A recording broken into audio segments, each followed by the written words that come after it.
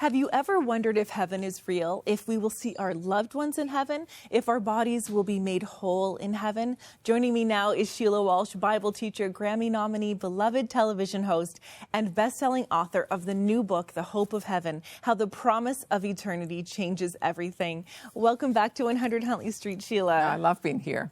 Well, we love having you. And Sheila, this new book, The Hope of Heaven, has really impacted my heart, my mind in so many ways. And I'm so filled with hope about the future. And that hope is beaming into the present now. So Sheila, tell us a little bit about what inspired you to write The Hope of Heaven. I found myself in a place where I was very discouraged. You know, I felt as if there was so much going on in the world that was terrible. You know, wars and people suffering everywhere. It seemed like at a greater level. And also personally, I had friends who were going through things that seemed so hard. One friend facing cancer for the third time. And I would see even in my son's generation, loneliness, anxiety. And I found myself asking, you know, Lord, what is going on? And basically saying, Lord, I am fed up with earth. I'm fed up with all of this. And I had a kind of slight freak accident where I felt like I thought I'd broken my neck and I ended up in hospital. And I found myself with this question of, Lord, what is going on earth? And what it led to was me going back into Scripture, always a good choice, and reading in Hebrews chapter 12, verses I've known all my life, but they suddenly just seemed to come alive. Yeah. And it was like God saying, here's what to do. And it basically, in the Message translation, it said, keep your eyes on Jesus, who both began and finished this race you're in. Study how he did it. And then this follow-up line, because he never lost sight of where he was headed. And I thought, okay, if heaven is the whole point, why do I know so little about it? Why do I think about it so little? If heaven is why Jesus came, I should spend a lot of my life thinking about what heaven's going to be like. And Sheila, you know, you detail a lot of that in the book, this journey of diving into Scripture and saying, okay, what is heaven like? And how is that going to change my everyday life now? Something you've written beautifully about in the book is that heaven really feels like home to us because it is our home.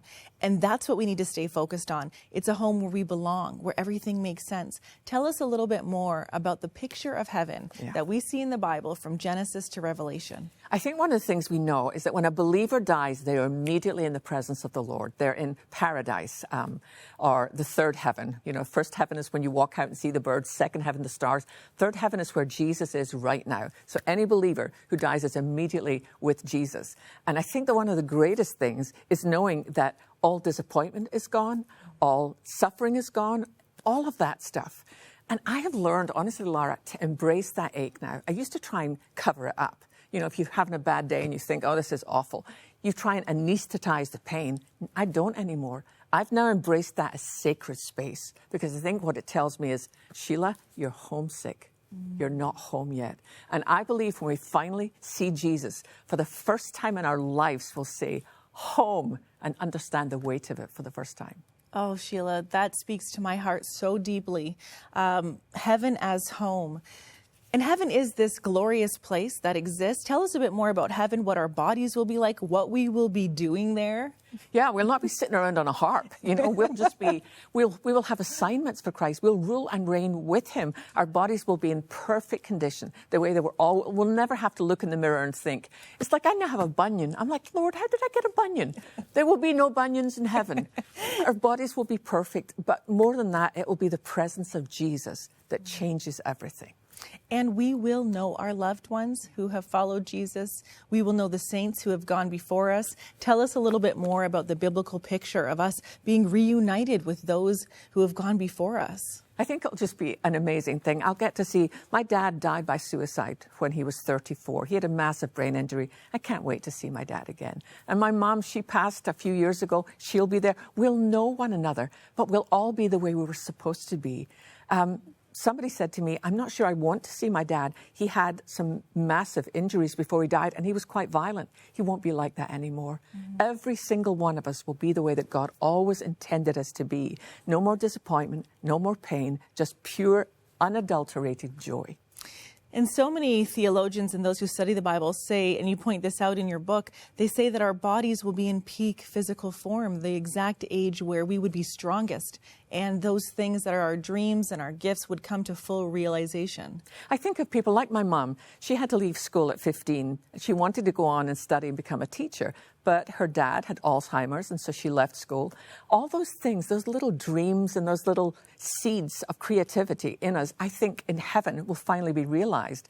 We'll be given jobs and assignments that will feel like, and we'll never be tired. It will be, I'm sure we'll still take a Sabbath rest, and we'll lay down by the river of life and play with the lions and tigers and bears.